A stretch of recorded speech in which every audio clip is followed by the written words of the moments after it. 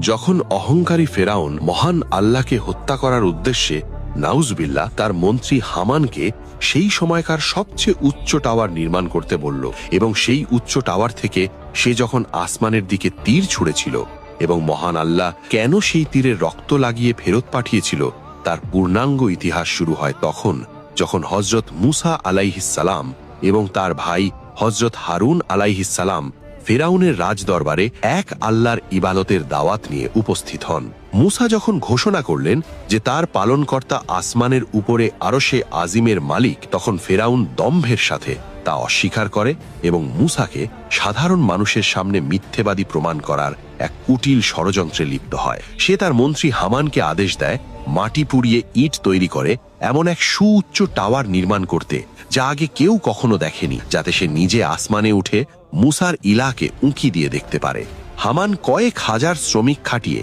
দিন রাত পরিশ্রম করে এক অবিশ্বাস্য উচ্চতার স্তম্ভ তৈরি করল, এবং যখন সেই আকাশ ছোঁয়া টাওয়ারটি প্রস্তুত হলো, ফেরাউন দম্ভের সাথে তার চূড়ায় আরোহণ করে আসমানের দিকে তীর নিক্ষেপ করল।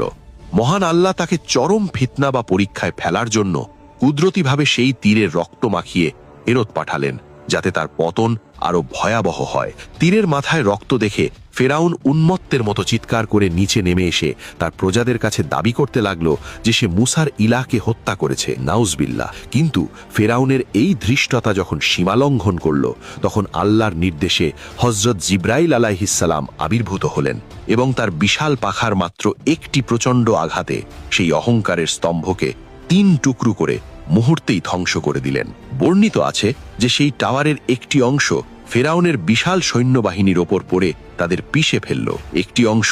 অতল সমুদ্রে হারিয়ে গেল এবং বাকি অংশটি মাটির নিচে এমনভাবে দেবে গেল যে সেই দম্ভের কোনো চিহ্ন